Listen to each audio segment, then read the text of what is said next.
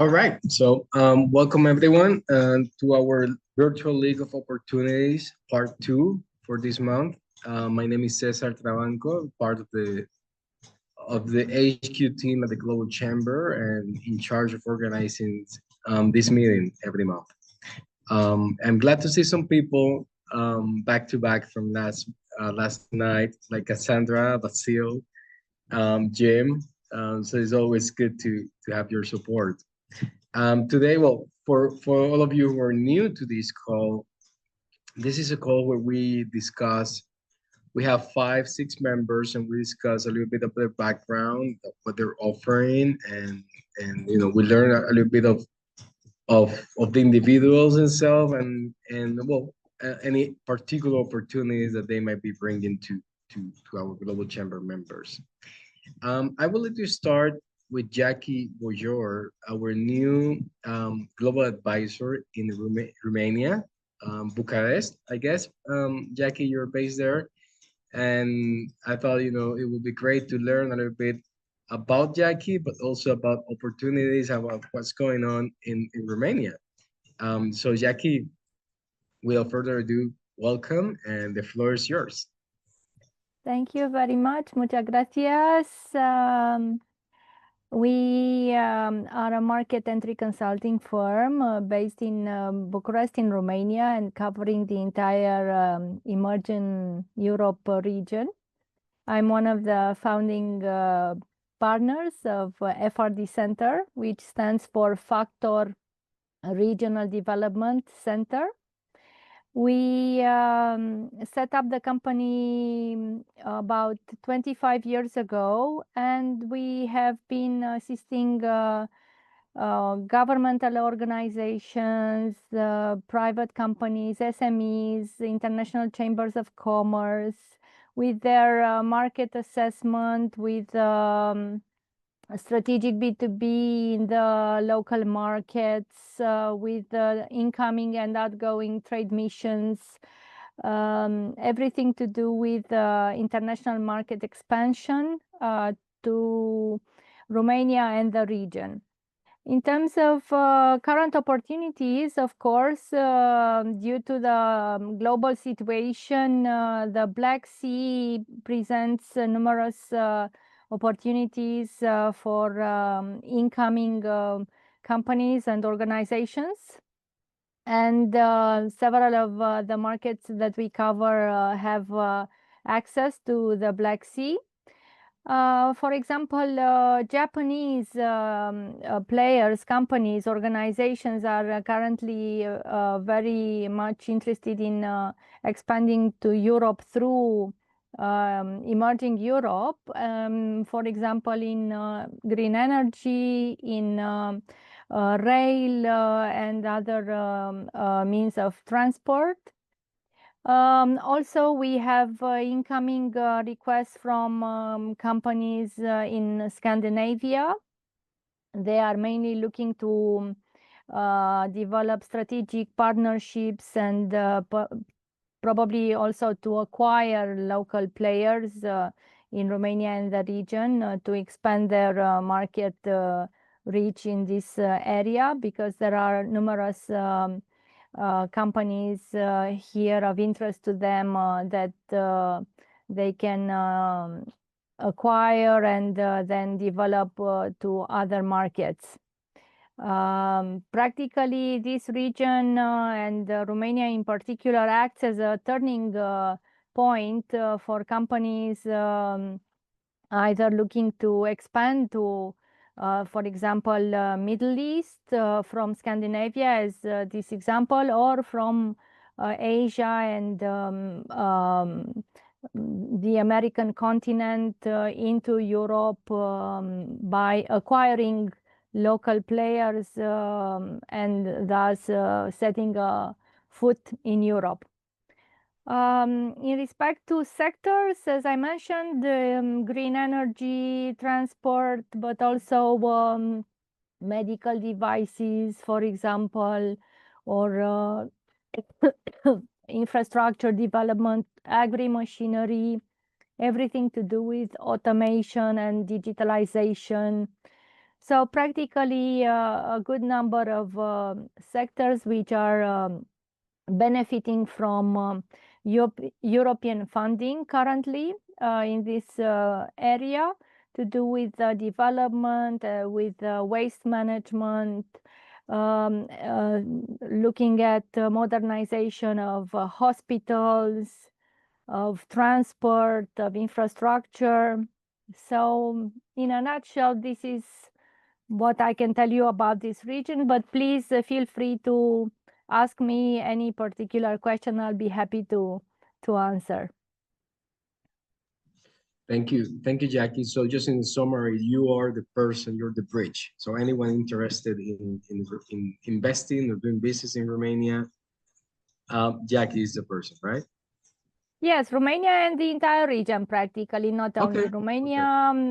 It's not such a big area. It's kind of like half Europe, half Europe, and we cover the entire region. Yes. Excellent, excellent. Any questions or comments? Yeah. Good. Yeah, I'm not go sure how ahead. we're doing. A question. I'm having the privilege of working with some folks in Slovenia. And I'm curious, what would you say are the bigger challenges that your clients are facing in Romania? Our clients tend to have not so many challenges because they practically resource us. So we kind of like face or avoid the challenges for them. In terms of challenges for foreign companies that try to enter these markets on their own, practically, I can tell you just a few. For example, not having the right connections, the relevant connections, not speaking the language, assuming that their products and services would be immediately on request. For example, some agricultural machinery, which they consider, yes, they have some competitive advantage. And then when they come here, they realize that other markets, other, let's say, countries, other manufacturers from other countries already supplied the market. So practically, there are various challenges also related to support of their own governments.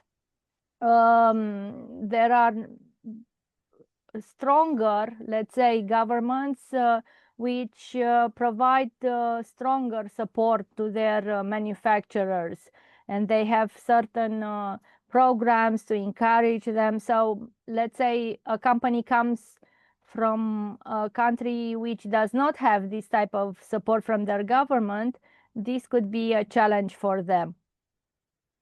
Got it. And I assume you're based in Romania? Yes, exactly. Yeah, no, good. Many of the things you were saying resonate, some similarities to the situation I see in Slovenia. Thank you very much for your input. My pleasure.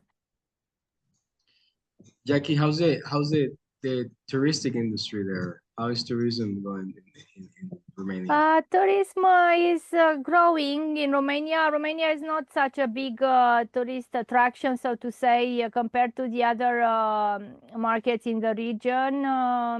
But there is increasing investment in the tourist industry. There are certain niches which Romania has and offers to the foreign, let's say, clients, foreign travelers. So it's improving, but this is one point of frustration for Romanians, that compared to markets in the region, Romania is not at all well, let's say, well visited. Well, it's actually in my list. So we can touch base offline on that. And we had one of our members in the UK yesterday was speaking highly about hospitality in Romania. He spent some time there, so that's interesting. Um, any other questions or comments for Jackie? And if not, Jackie, Romania is part of the European Union, correct? Yes, absolutely, yes. But you're For still not using the euro, right? no, using the euro as a currency and being part of the European Union are two different things. European Union has 27 members, and of these members, only I think 10 use euro as a foreign currency, or as a currency, not foreign currency. So practically, these are two separate topics. Perfect. And someone who can speak a little bit more on that is our next presenter. Thank you very much, Jackie. It's My been a pleasure. great to have you and connect with you. So I would like to transition to Benjamin Soleveji from XE. And so I had the pleasure to meet Benjamin on Monday for our first call.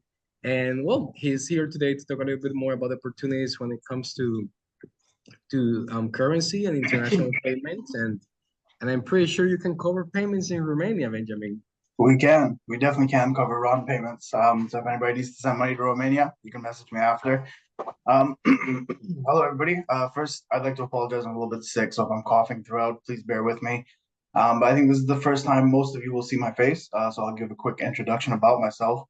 Like you said, my name is Ben. I'm with XE.com. XE is an international payment provider. We live and breathe foreign exchange. So whether that's currency data, international payments, ERP integrations to manage accounting and cross-country or cross-border transactions. We do everything. We do all of that. A little bit about myself. So I live in Canada. Right now I'm in Vancouver. In these last few years, I graduated grad school 2 years ago, started grad school about 4 years ago. And since the time I started grad school in international business, I lived in New York, Bangkok, London, Vancouver, Toronto, and I'm moving to Los Angeles next week. So I've always been interested in this international being all over. And one thing I noticed in every country and every different business I worked with was, domestic businesses just aren't growing as much. They need to access emerging markets. They need to access businesses in other parts of the world. And one of the pain points for a lot of these businesses was getting money from point A to point B, especially in developing economies, especially with businesses doing transactions with like LATAM or parts of Africa that have a little bit of tougher banking systems. So that's where XE comes into the picture. We help with international payments, so simple international payments like a Canadian company making a payment into Africa or Chile or Southeast Asia. We also help with managing FX risk, but XE serves businesses around the world with payments. Basically, at the end of the day, that's kind of the opportunity that I came to talk to you guys about. Is as global and growing businesses, everybody has some vendor in one country or a business partnership in another country, and I figured a lot of you guys might have a problem with making those payments sometimes, especially in the more emerging markets. So to give you guys a little bit of background on XE's capabilities, XE is a part of Euronet Worldwide. So we work with our sister companies via Money Transfer, Dandelion Networks. We have local payments rails on site. So we have liquidity pools in all these different countries. And we utilize local payment rails to make those payments happen. So instead of going through the SWIFT network or traditional banking methods, we're actually able to make these same day transfers in rural or growing economies. Something that hasn't really been done so much in this space for the last probably 20, 30 years, right? We do over $100 billion a year in international transactions for over 190 countries and 130 currencies. So we do a lot. And if you think 100 billion is a lot, I mean, there's a chat. If you guys want to put it in the chat, your guess for how much FX is actually traded around the world per day. I'll give someone 60 trillion. It's not that big, but it is really big. It is really big. You had 10x, so it's about 6.6 trillion. Cesar, you were a little bit low. So it's a huge number. And of course, a lot of that is banks kind of moving money around on a balance sheet. But a significant portion of that is also businesses like you and I, or businesses that are sending money to Jackie in Romania. These are all required international transactions. And until now, it's kind of been a side thought for a lot of businesses, especially smaller businesses. And until now, companies have been paying 1%, 2%, sometimes even 3% for international transactions, and then wire fees, and then additional fees. So if anybody wants to talk afterwards, I'd love to talk to you guys about kind of what the transaction structures look like. But just to give everyone a brief high-level overview, XE doesn't charge any transfer fees. We don't charge any additional fees. We don't do anything like that. The point and purpose of that is we are trying to simplify international business as much as possible. Basically, what we do is we integrate into your banking partnerships, so that we can either use ACH, local network in the US, or EFT in Canada, pull money, send it around the world, settle it in the same day for you without any additional fees. We can also do API integrations for anyone who has like a digital marketplace who needs to take online payments, as well as ERP integrations for those of you who need accounting help. So basically what I wanted to talk about was, the world of international payments used to be very like you go to your banker, you give them a wire and they send money around. And now there's a lot of ways for us to move money relatively cheaply, quite quickly and securely, the same way that we move, hundreds of billions of dollars a year for our tens of thousands of clients. So with that being said, I know, excuse me, I know most of the businesses that are here right now of course, do international business, but not mega cap corporations. So for that reason, one of the promotions or one of the incentives that we wanted to come here today with is we would love to give all of you guys a free FX comparison.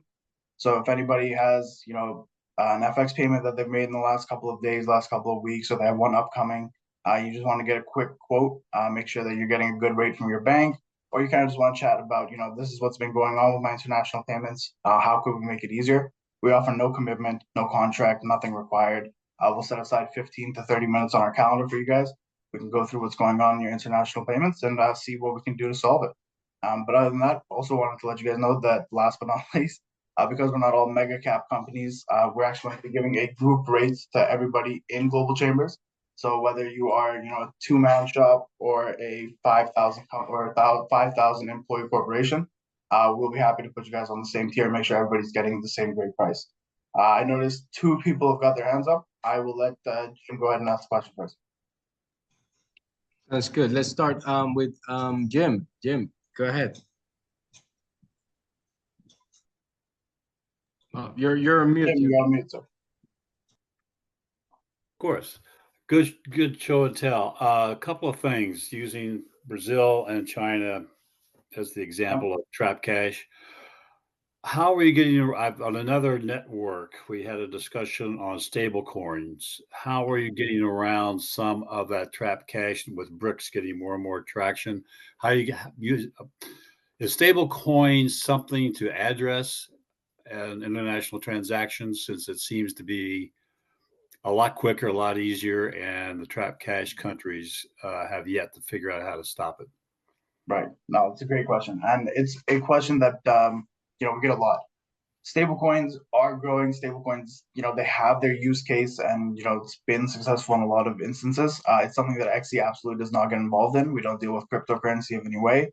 And just the reason for that is because, we're a heavily regulated industry, and we stick to the more traditional banking methods. We kind of found a way that using Dandelion and using RIA, by having local payment methods or local liquidity pools on the ground, as well as access to capital abroad, we've been able to kind of sidestep that without having to use cryptocurrency. But if you want to chat offline a little bit deeper into the use case for stablecoin, I would love to. Yes, sir. Thank you. Thanks, Gabriel. It was a question about cryptocurrencies, and he already answered it. So it's Okay, good. Thank you, Gabriel. But by the way, Gabriel, Benjamin was telling me this week that Mexico is one of their key markets. So Benjamin, make sure you connect with Gabriel and explore. That sounds great. Peter, go ahead. Thank you, Peter, for being here today as well. Yes. Hi, Benjamin. How are you doing? So my firm actually works in some of the most difficult currency transactions. We work in a lot of markets where There's limited liquidity. Oftentimes, there's very minimal correspondent banking relationships, or there's some kind of crisis that makes currency difficult to get out. So I'm speaking Argentina, places like Bolivia, Nigeria is on and off, sometimes some small countries in Africa. And often, frankly, what we end up doing is we have lawyers in these jurisdictions, and we have to meticulously build a pathway navigating regulatory channels, and sometimes even building our own engagements with local banks, which functionally just amounts to a significant haircut. Do you play in this space at all, or is this a place that's just too difficult? I assume it's too difficult, but I always ask whenever I talk to an FX person. Oh no, first of all, I'm glad you asked. It's a great question. Venezuela, we don't play in that sandbox. Sorry, not Venezuela, Argentina. Not entirely sure why, but Argentina is just off limits for most of us.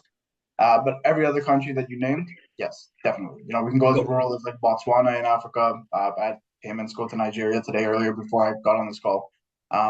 So we go as rural and as exotic as you need. The thing is, you know, we would have to connect about that, and we do partner with tier 1 banks around the world. And where we can't partner with tier 1 banks, we partner with local banks.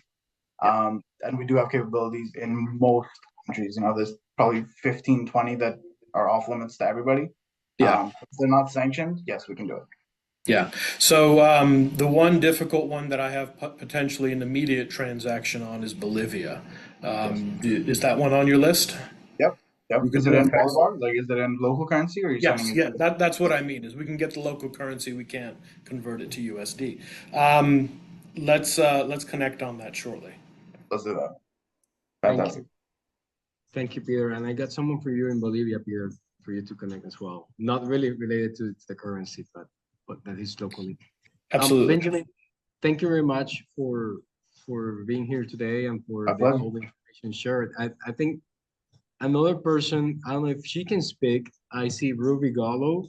You mentioned both on Monday and today that you're very strong in Africa. And so Ruby is our executive director in Accra, Ghana, and she is coordinating with a fellow member an event in Edmonton about I think she put it here, the Africana Expo 2025. So Ruby, any chance you can say a few words? Hi, everyone. Thank you, Cesar, for the floor. Great to connect with you all. Yes, you are right. We do have a new member in Accra who is organizing Made in Africa Expo coming up in Edmonton, Alberta, Canada, from the 17th to 19th October. So anyone interested, please feel free to reach out to me and I'll be happy to share more. Thank you for the platform. Back to you. Thank you, Ruby. So Benjamin, that's another opportunity there in Canada. And also, Benjamin, you told me you spent a lot of time in California, so make sure you connect with some of the members here, like Jenna, who's going to be speaking soon. Thanks. Let's move now to Basil Lemba from the Networking Institute. Basil, thank you for saying a few words last night. Today, you have a couple more minutes, so feel free to give us a little bit of a background. I really enjoyed learning more about you last night, so I look forward to hearing that again and add a little bit more to it. Yeah, it's funny and interesting to me that I'm a member of Global Chamber. Thank you very much, Cesar. I'm originally from Cameroon, Western Africa, and I left when I was 14 and I went to France. I lived there for 10 years, became an architect, and started working as an architect. And on my off time, I was helping a nonprofit organization. And then they came to me, they say, we have a position for you at the headquarters in Florida. I'm like, me, I'm not looking for a job. But since I like what they were doing, I moved up to Florida. Worked there for 10 years, and my parents retired. And you know, sometimes if you don't plan your retirement, things can go bad. So I have to stop working here, and I moved up to Northern Virginia, where I started a business. It was quite challenging, in fact, because I didn't know anybody. But I want to meet more people. And I went to an event one day. There was 150 people there. I thought I was going to come out with 30 to 40 business cards. I came up with 3. So then I realized something was wrong in networking. So I surveyed some business people, and I created 20 years ago a breakfast event. Is there a way I can share some picture, Cesar? Yeah, I'm sure you can click on the share screen in the green Okay. button. Very good. Thank you. Let me know if you see the picture there. Yes, we can see it now. Okay, very good. So then I created a breakfast event. You can see a picture of it here. So the interesting part about it is that you can see we have a little presentation and people talk to one another. This guy talked to this one. You see him in the background there, he Dogon, and this one talked to the other one. And this guy's going to go all the way around and talk to 25 business people. Okay. So now we're doing them online. So you're all welcome to connect with me so you can participate now at those events as well. We host them the third Thursday of the month. We just had one yesterday. What happened 20 years ago, a lady over here was talking to this one, told her what she was doing, and this one turned to speak came, and she only said, oh, she was talking about innovation. She said, oh, I did my kitchen 2 months ago. She has a minute, but she spoke only for 3 seconds and sat there the entire time saying nothing. This lady got very upset and very, very wildly upset. And looking into that, we discovered that the reason was the other lady did not know how to network. We didn't want that to happen to our event. So at that time, we went around checking bookstore, library, everywhere to find the networking know-how so we can give it to people. We realized then that there was no such a thing. The subject was not codified. We didn't have anything I can give to all of you here online and say, et voila, as they say in French, and you'll be able to network. That's how we started researching and codifying networking. And we figured that out and everything was going fine. In doing the research, we discovered quite a few things.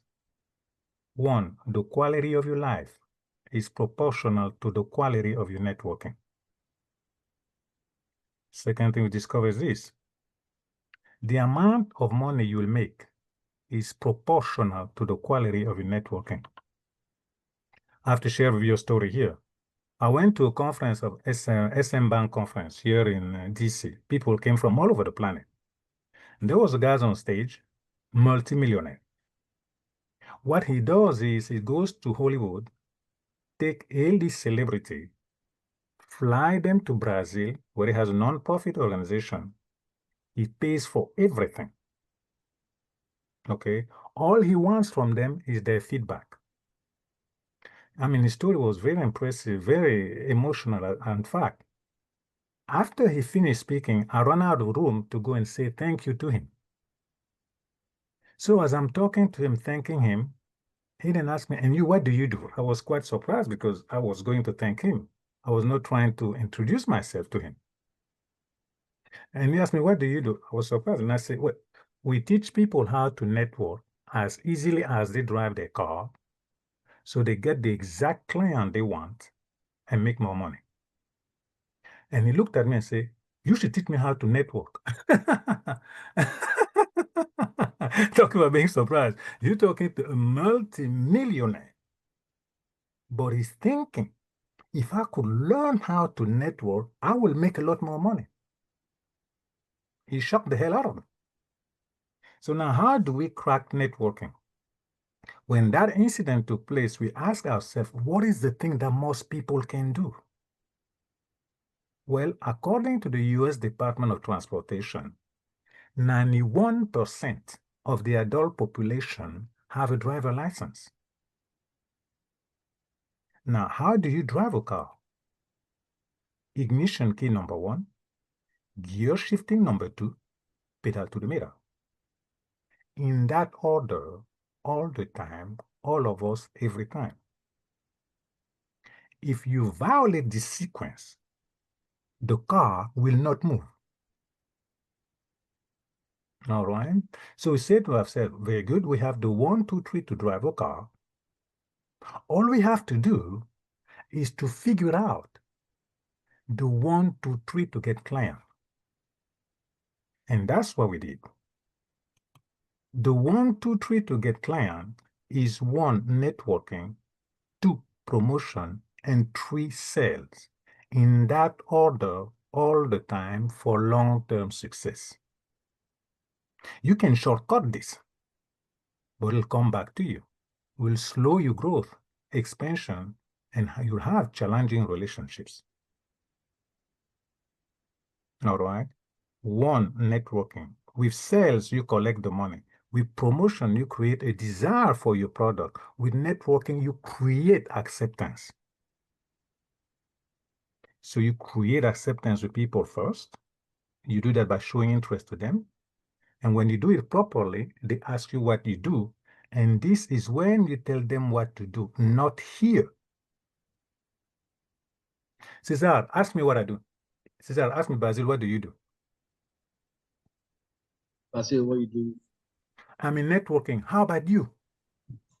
So I answer briefly and I throw the ball back at him.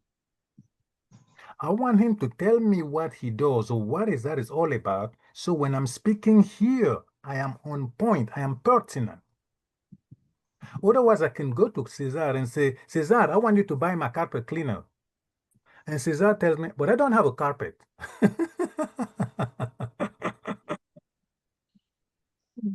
You see? So this is the sequence you go about to get client or to enhance your relationships. So we took this and broke it in 5 basic skills.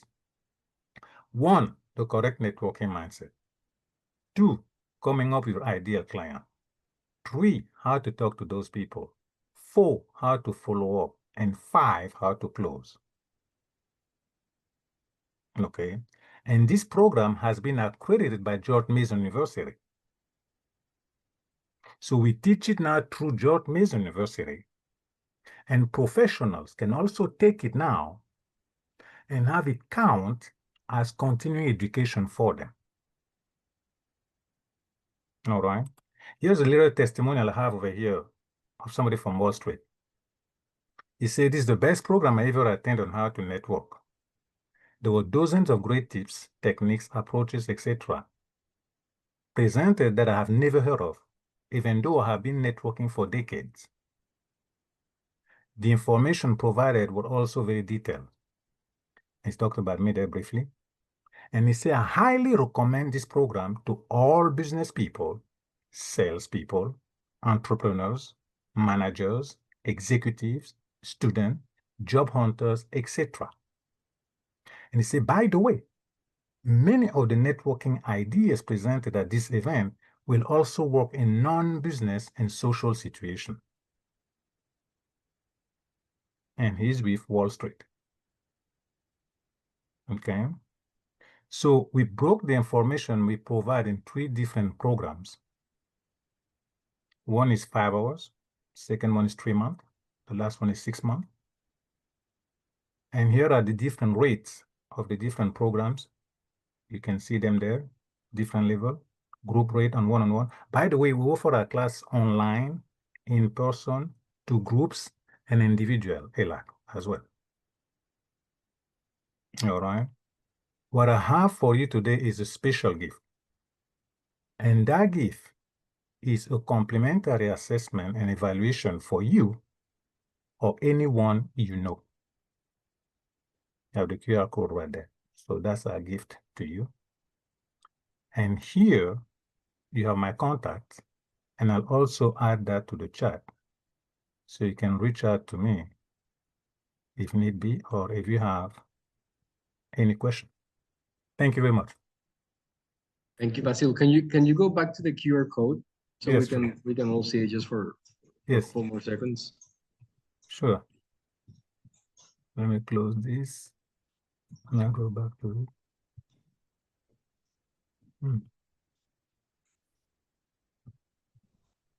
There you go. There you go. Perfect. Thank you, Basil. Any You're very questions or comments for Basil? Hey, Cassandra. Hey, how are you? Good, how about you? Good. We saw each other yesterday, but I had a question about your presentation. Sure. Networking is a useful tool, as you know, but kind of how do you teach a cultural component? Because it's a bit part, kind of culture can be extremely complicated when you network. Do you teach that in your program? What do you mean? Give me the question, a cultural program? What is the question? Cultural component to it. Kind of if you network with Spanish people, English people can be different on depends of the factors. So I'm kind of wondering if you have a cultural component to your networking program. Sure. That's a very, very good question, Cassandra. Let's say the gravity law. Yeah. Okay. If I was to throw this pen, it'll come down. What we did with networking is we brought it to the basic laws. And I mentioned living in Africa, living in Europe and here. It gave me a broad view of what we're teaching as the basic laws that work for in anywhere. Okay. I dare say in any universe, for that matter. We are really the best, just like driving a car. Let's say I get to Toronto. I want to rent a car. Okay. I go to Hertz or any other company. And I tell them, I would like to get a Lexus. They say, sorry, sir, we don't have a Lexus. Okay, good. I said, well, would you please get me a Toyota? They say, sorry, sir, we don't have a Toyota. And I start getting upset. And I say, what do you have? They say, we have a Ford. And I say, give me the keys. They give me the keys, off I go. The point, it doesn't matter what kind of car it is. Once you have the fundamental, it doesn't matter what culture it is, it doesn't matter where you are, it doesn't matter who you're talking to, it does work. Okay. Yeah, thank you. I think it's interesting. Kind of networking can play a role into culture. So I just wanted to see what's your point of view on that. It does. It does. Actually, when you have, say, Cassandra society, the definition of society is human being and their relationships, whichever way you spin it. Yeah. Okay. It just so happened when you have, say, society, you have said in that same breath, networking. You tracking with me? Yeah. Because the moment you start interacting with another person, the laws of networking go in play. That you realize that or not. You see the little interaction I have with Cesar. That's something you easily do anywhere, any culture. It works just like that. We brought it down to the fundamentals of the fundamental. That's what has been missing. We found 20 years ago. They had successful action. A successful action may work for Jim. It won't work for Daniel. Or it'll work for Rubio, won't work for Caesar. That's the problem we're running into. So that's how we research to bring it to something where anybody, anywhere can apply, and it'll work 100% of the time. I didn't say 99.99.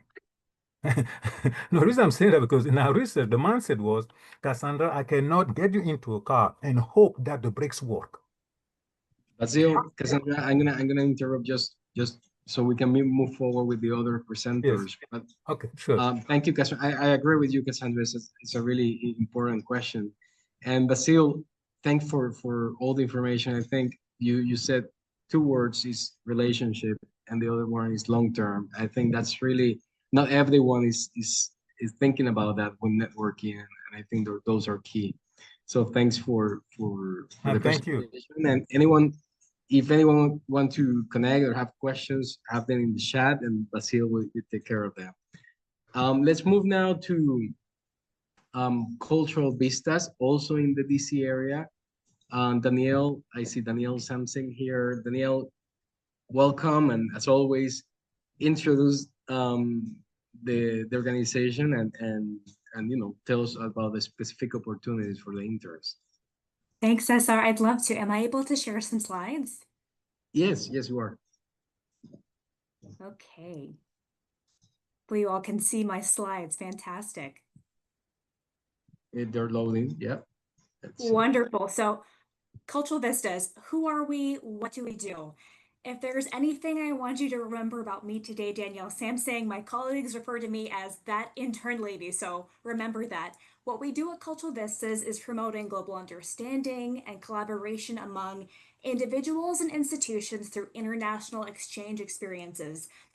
What is our value to companies or individuals on this call? If you're looking for an intern, a helping hand on whatever project you're doing, there are people that need interns across every different industry, right? So whether it's computer science, business, we probably have an intern for you. A little bit about myself.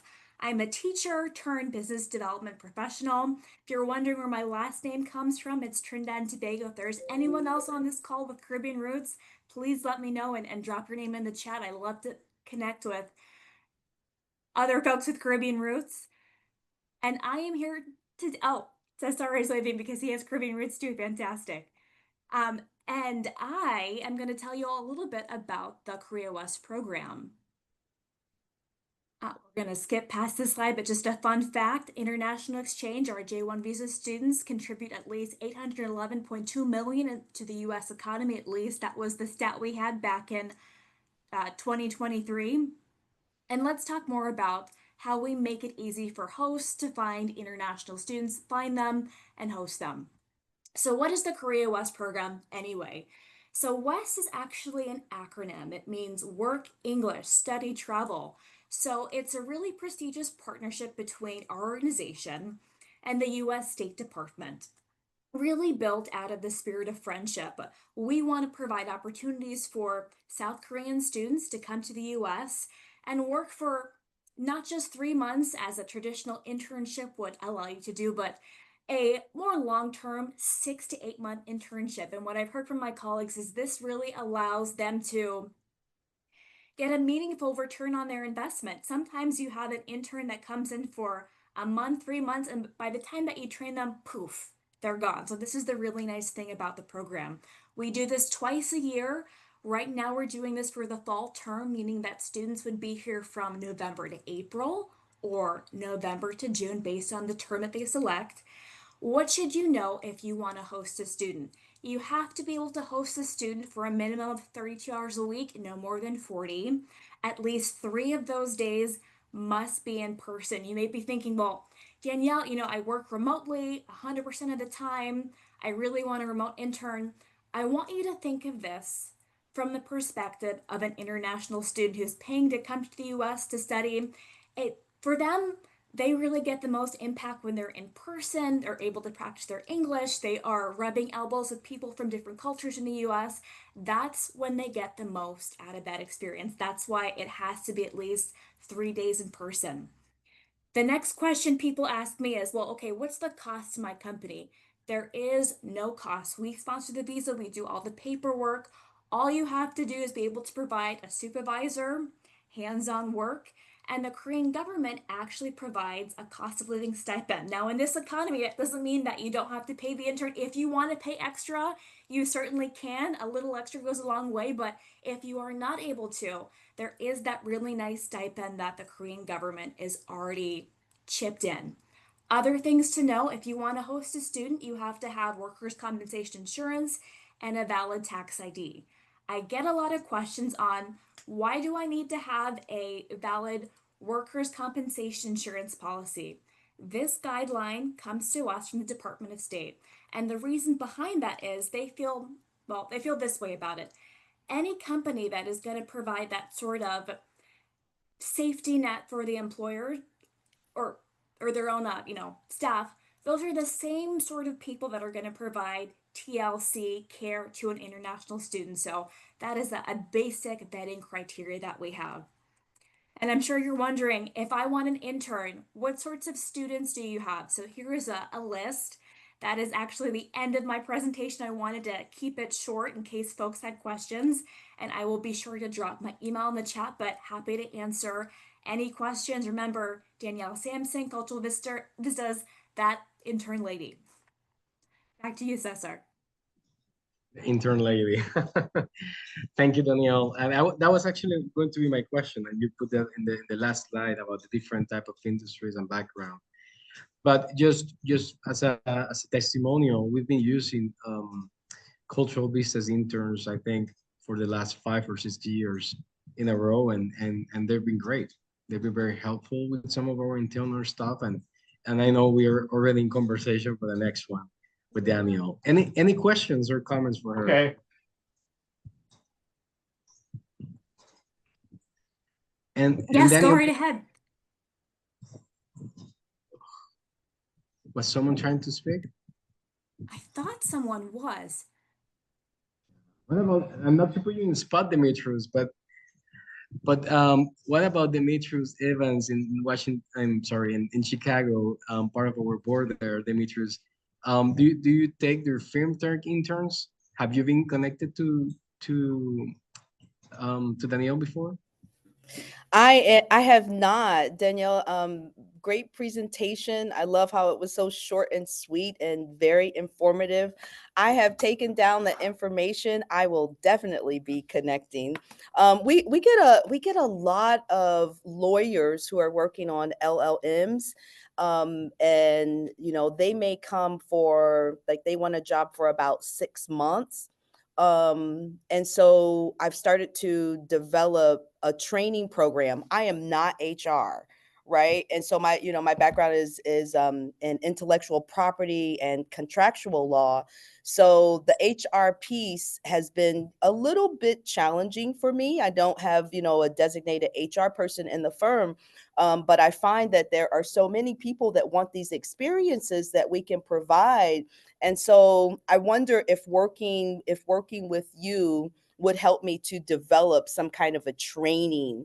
Because I imagine if the State Department is doing this and partnering with you, first of all, you have already been vetted, right? So no question about that. But then that means that there's already a system to hopefully help companies as to exactly how it works and how you do it in person. So yeah, we'll definitely be reaching out. Thank you, Attorney Evans. I'd be happy to connect with you. And yes, we do have an infrastructure built to help companies. We have a world-class J1 visa team, so happy to provide that expertise and knowledge and just share that with you. Awesome. Looking forward. Thank you, Cesar. Thanks, Demetrius. Do you mind sharing a little bit about the event you have? I think it's on Tuesday, right? Oh, yes. So Global Chamber Chicago, Global Chamber has a signature event called Mega Connecting. And it's so interesting because when you say mega connecting, we were talking about the networking piece, which is just like phenomenal. I'm like, I wonder if I'm doing this right. I better enroll in the class and make sure I'm doing this right. But when you talk about Global Chambers Mega Connecting, it's really just that. Like, we want to bring people together that so they can meet and so that we can further our cause of being global and being unstoppable all around the world. So it goes around. So if it's in your neck of the woods, please join one of them. Ours is coming up. It's next Tuesday. So if you're in the Chicagoland area, please join us. It'll be at 4:00 and we'll have food. There's some, speakers to talk about international trade and kind of what's hot and what's not in the Chicagoland or Midwest area right now. But we've teamed up with BMO, the bank. And yeah, I think it's going to be fantastic, but look for these all over the world. Thank you. And Jem, thank you, Jem. She put the info, the link there in the chat. Thanks, Jem. I don't see anyone, or at least I don't recognize anyone else from Chicago, but I bet you all know someone in Chicago. So feel free to share the link and tell them about the event coming up. Danielle, sorry, back to you. Just some final words. Have you put your? Well, I see you're putting your contacts there. Any other information you would like to share? You know what, Cesar? I am going to drop a list of the majors that we're looking for in the chat because I think that would be helpful for everyone that wants to know more. Excellent. Thank you, Danielle. It's been a pleasure. And then our last but definitely not least, Jenna Fuentes in LA. Jenna has been a long time member and she brings another free opportunity for our members. And so Jenna, welcome and feel free to introduce a little bit more about open classrooms and the opportunity.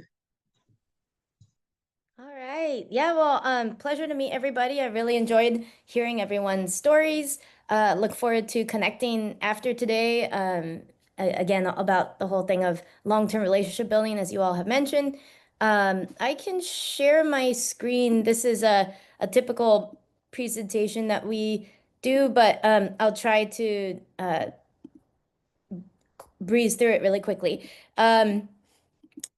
Well, it's loading as of now. And while it's loading, I'll also share. So Open Classrooms, we are a French ed tech startup. We're in France. We have 300 employees. We're also in the UK and we're in the US. So we've been in the US the last 2 years. I manage California, so Bay Area, San Diego, LA, Orange County. We also host an event in New York every year. So I was there this past April. And in my story, I've worked in higher ed and ed tech and tourism, travel hospitality for 15 years. So I worked at UC Irvine, a small for-profit college, and I studied abroad in Spain. That changed my life. Lived in Argentina for 3 years, where I worked for Time Out Buenos Aires and organized, like volunteered and organized a meetup with 100 entrepreneurs. Came back to LA, worked for, I've been working remotely the last 10 years. And as a people person, it's been hard for me, but that's why I go to conferences and co-working spaces and cafes. So I've been on Zoom and Slack since 2016. At Trilogy, we scaled from 20 to 1,000 employees in 3 years. We got acquired for 750 million. And then from there, I worked also with startup incubators. And the last 4 years when I joined the chamber, I had my own consulting. And then now I joined Open Classrooms.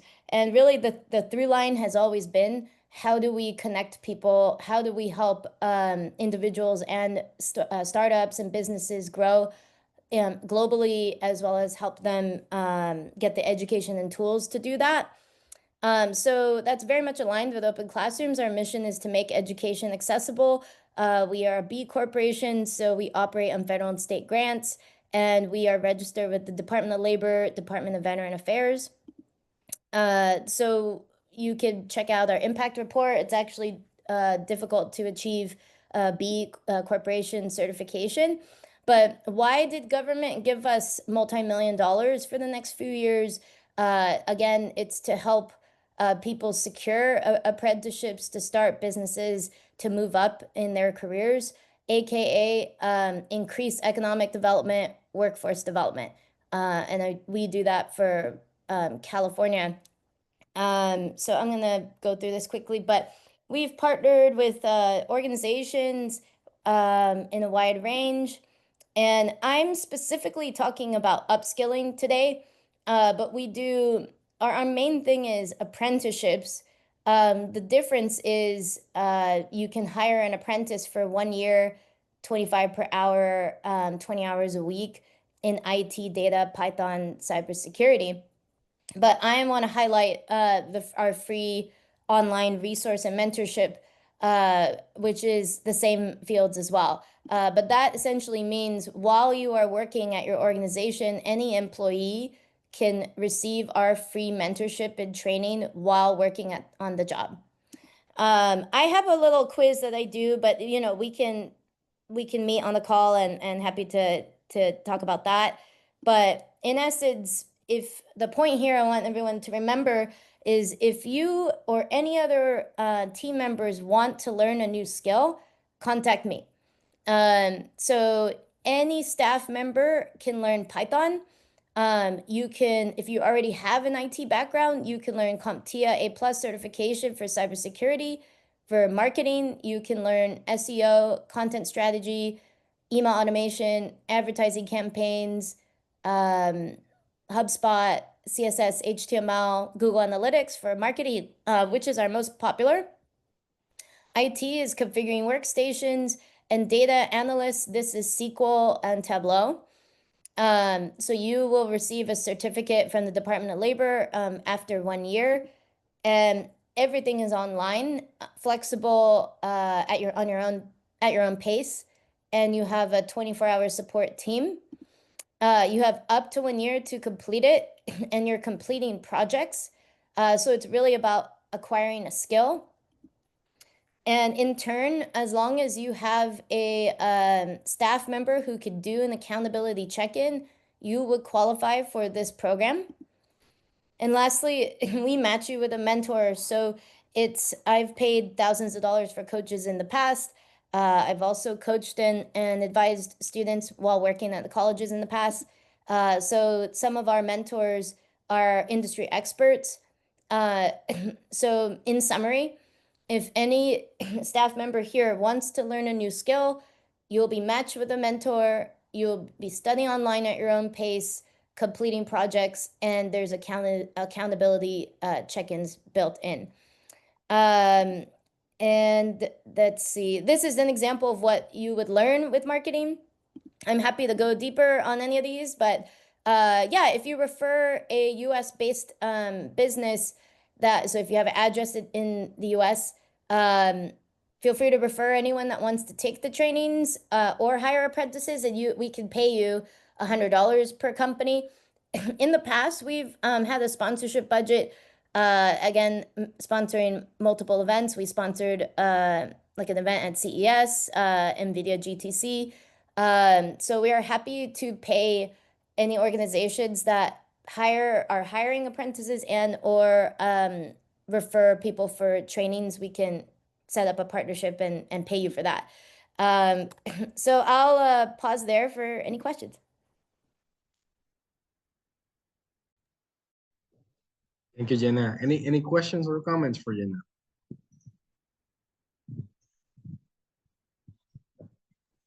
All right, well, thank you, everybody. Thank you, Jenna. What type of companies are enrolling into these opportunities, or what type of industries there are? Yeah, it's really any organization that needs, and I'll just put this in the chat, IT, data, Python, cybersecurity, and marketing.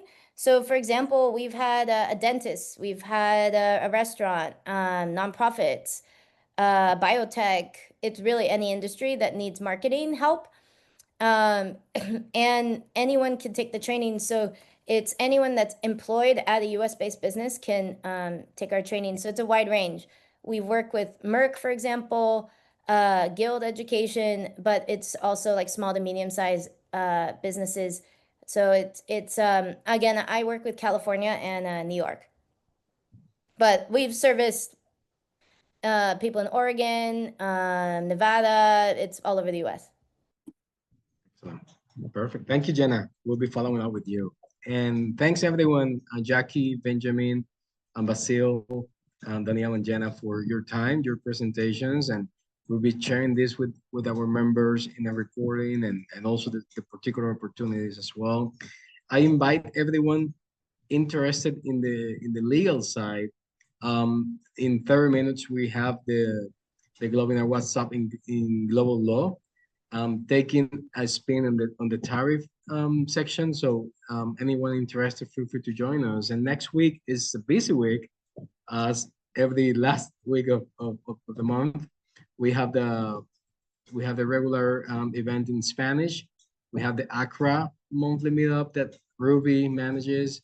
We have the Chicago one, and Club the India meetup, real estate roundtable, women online networking, the Tokyo Japan meetup, import export conversation, and a particular one with our team in Dubai about e-invoicing in the UAE. So feel free to visit our calendar, check out what we're doing, and join us at any of those events that bring interest to you. Again, thanks everyone. Hope you keep enjoying your Friday. Jackie, happy Friday night, and have an excellent weekend. Thank you. Thank you. Bye.